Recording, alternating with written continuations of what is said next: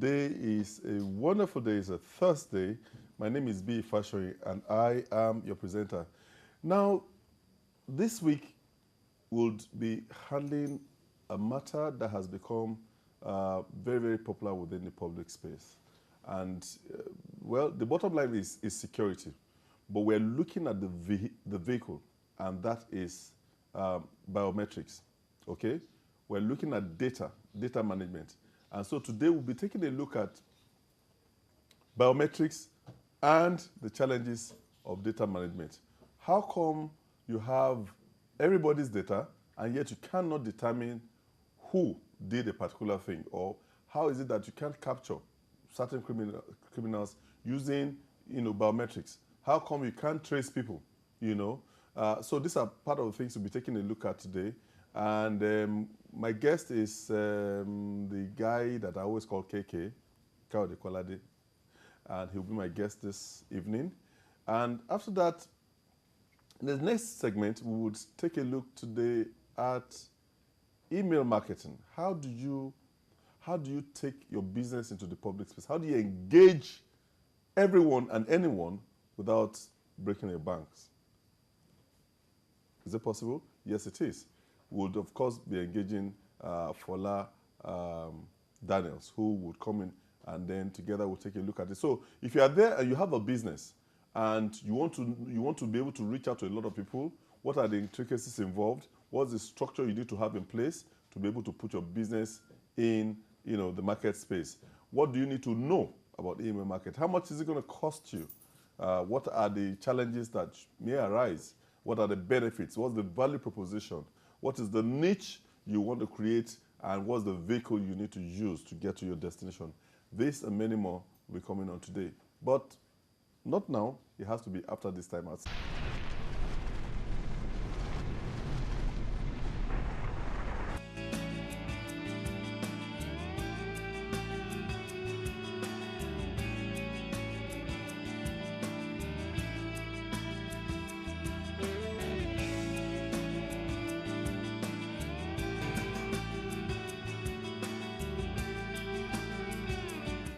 You're welcome back to the studios of Lagos Television Ikeja. This is info.com, and I have with me my very good guest. He's been away for some time. He's a very busy man. Kayode Kolade. Good afternoon. How are you? I'm good, and you? You look like you're enjoying. You went for Salah. Not really. Even the way you dressed. Not really. I've been around, but just somehow busy. Okay. All right. You're welcome on the program today. Now today you and I have been talking about IT and security. Sure. We've taken a look at having cameras in place to capture images, and why is it that we're not using this to help in pinpointing certain criminal activities, or getting a history that the law enforcement agencies can work on to be able to nip crime in the bud, right? Now, today, we're taking a look at biometrics. Okay. And especially, how come we do not have cooperation between agencies? We know that at a time, companies or some providers were asking for details. You wanted to get a SIM, you provided details. You wanted to open an account, you had details. You wanted to get your license, you had details. You wanted to have the ID card, you had details. Okay, the same detail you give to one agency is the one you give it to the second agency.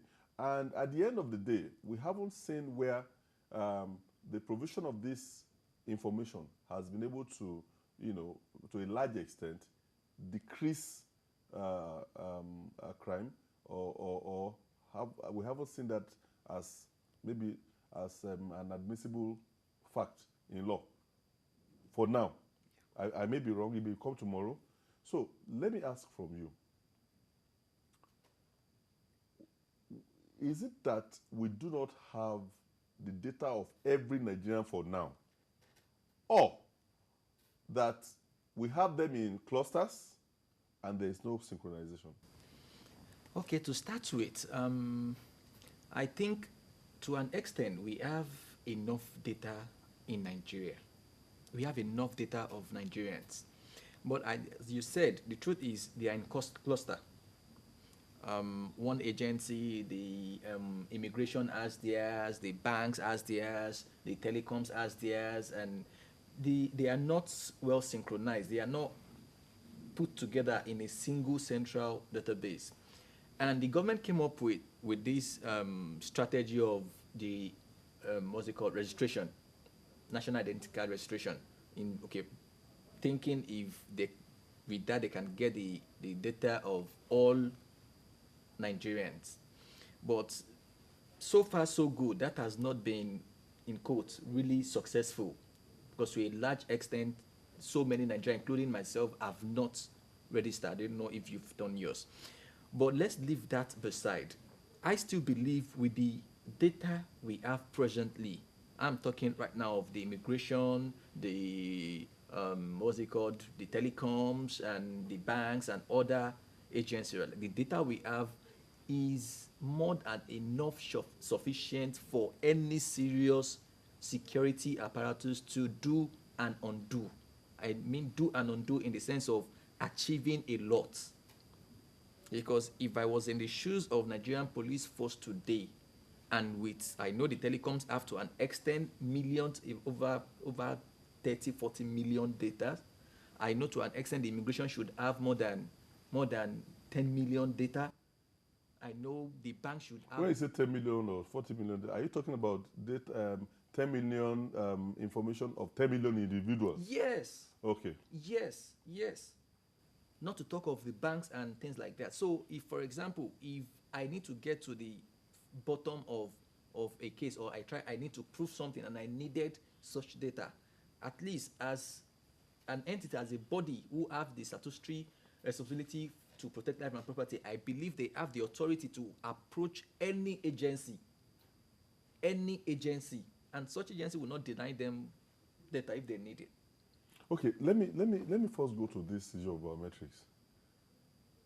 Is it, do you think we have the equipment and the know-how to be able to fully and maximally, determine certain things, certain issues based on technology? Do we have that?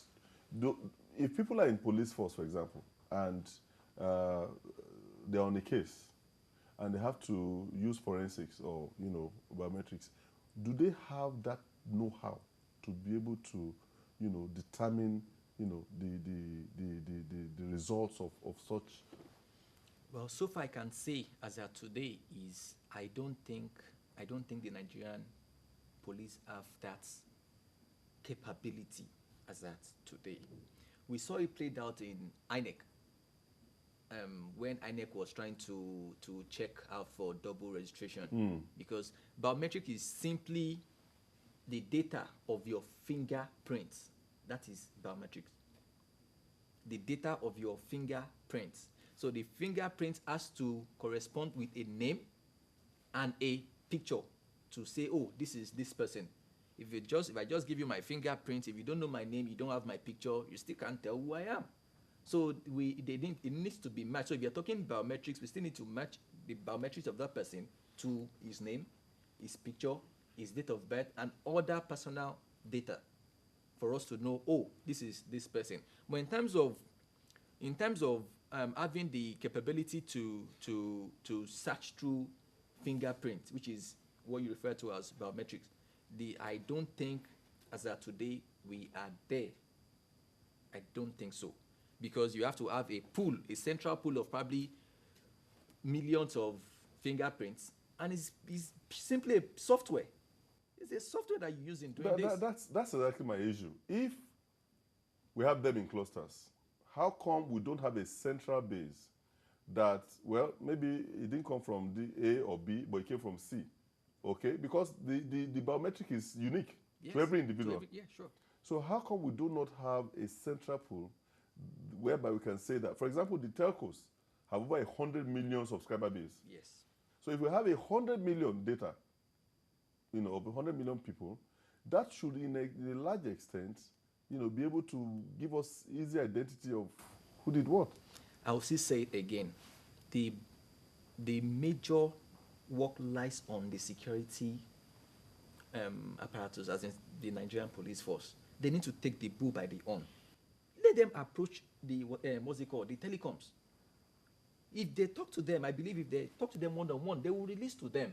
If they won't want to give them access to their own central database, maybe they need a legal backing. Maybe they need to have. NCC is, for example, NCC is the one regulating the whatever, and I believe NCC instructed them to do that then. And NCC has, in quote, let me say, like a copy of what they have or should have. And NCC is still a Nigerian agency. No, because I remember at the time that I think there was this issue of it was on an electoral issue, and they wanted a particular operator to bring the history of a court, and said no, that it has to go through a court, that because it is a personal information. It's a private information. Yes, so I'm saying that do we need the enforcement, a legal fit to be able to make it easy? If there's a need for it, they should go for it. That's why we have legislators. That's why we have, people in the Senate and the House of Assembly. If there's a need for it, they should go for it. But what I'm trying to say is a different thing if I'm trying to get a call history of somebody. And if I'm trying to say, okay, the, you have, the biometrics you have, let us have a copy of it so that we can use it to build a center. And that was the essence in the first place, because I remember NCC did registration. And NCC did it because we want to have a central pool for security investigation or post-investigation. So we can simply conclude here by saying that maybe what we need to have is an interagency cooperation, all of them, between the NCC, the NIMC, the Air Force, the police, such that at the end of the day, it doesn't matter from which agency. All we know is that we have a particular database of all Nigerians. That at least can guarantee, a pool to be able to solve certain crimes. Sure. Okay, thank you so very much, KK. You're welcome. You're not going anywhere because I'm sure we'll still need you sometime very soon. That won't be a problem. Thank you very much. You're welcome. Again. All right, that's how much we would go this week with him. But please don't go anywhere because we'll be talking email marketing. I don't know if I should have him sit somewhere, but we need his expertise. How do you get your business to the next level? How do you get your business to the public space using the internet? They call it email marketing. We call it business. Join us after this time out.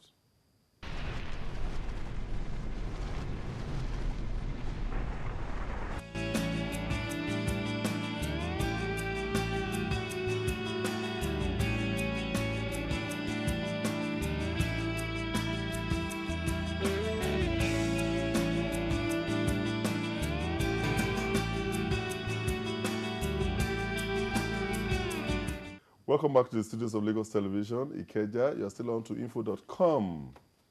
And my guest was Kayode Kolade. We tried to take a look at biometrics.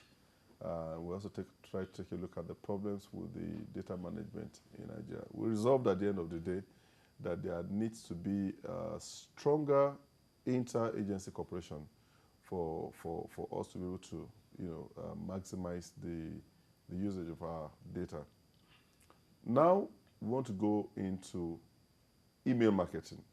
Email marketing is about sending emails to people to know about businesses. But I guess I'm not a professional here. We have a professional who will tell us about it. You're welcome again, Fola Daniels. Thank you. Tell us about email marketing. Okay, first, email marketing is about shooting your business or promoting your business via the email platform, as against the many other platforms that are available to you. And one of the reasons we now began to consider email marketing is that when emails came, you had limitations to how many emails you can send at a go. Even if you use the CC option, which means carbon copy, or you use the BCC option, which is blind carbon copy. And I need to quickly run through that a bit so that we understand the real purpose of email marketing itself. When you're sending me an email and you're sending some other people, maybe a few other people, and you put CC, or you put their email addresses in the CC column, it means that everybody who was copied will get a copy of the email and they will see who else got the email. But if you don't want every other person who got the email to know who else got the email, then you use the BCC column. So when you use the BCC column, only one person or only one email address will be seen. But if there are 50 people who got it, they will not know who else got it. But even at that, you still have a limitation. But when you now come to the email marketing platform, every other person, even if they're up to 1,000, if you are 10,000, they will all get the emails as though it was sent to one person. Now, what that eliminates is the issue of privacy on the internet. Some people are in the business of going about picking people's emails. And I've seen a couple of people send me emails, and the emails of several unsolicited emails, and then several other people's emails are there as well. And I'm wondering, do you know what you're doing? So somebody else who gets that email picks all the emails and starts sending every other person on that list an email. So you shouldn't expose your contact list to internet security or fraud online. It's safer to use the email marketing. That's one of the first major things. But this email marketing thing is pretty annoying. Most times, those that these mails are sent for do not want it, did not ask for it. People just invade other people's privacy. Now that's what makes it better compared to the other one. If I start sending you emails on the regular email platforms, you can't unsubscribe yourself. You would have to beg me to stop sending you the emails. Why? Because there is no option for unsubscribe on the regular email platforms. But on email marketing platforms like First Contact, MailChimp, MadMini, anytime you send anybody an email, there's a button at the bottom of the email saying subscribe me or save unsubscribe. So you can choose not to continue to receive the emails in email marketing if it's an unsolicited email. But on the regular platforms, you can't choose that. You have to get in touch with the person to say, please stop sending me emails. There's this gentleman who sends me unsolicited emails. I don't know. I think they got this bulk, whatever. Okay. And it's terrible. I mean, the content is pornographic. Okay. I do not want it. And I wanted to unsubscribe, but there was no link to unsubscribe myself. That's because they're not using the professional email marketing platforms. It's possible they built up their own email marketing platform, or they're using the normal regular email platforms. Now, if they built up their own database or their own email platform, then you won't be able to unsubscribe. Now you have to send them mails asking them to unsubscribe you or mark that particular email as spam. Okay. But let's not digress a little into that so that email marketing itself, it's a lot better. It's more intuitive, it's more creative when you need to send emails. Take, for instance, you can easily add pictures to email marketing. At the top of the email marketing, there's an option for you to put pictures. So you can put your company's letterhead, image, or logo, or banner. Then in between the pictures, or in the email body itself, you can have image and picture, or you can have, image and text, or text and image running simultaneously. So that means that your emails are no longer just texts.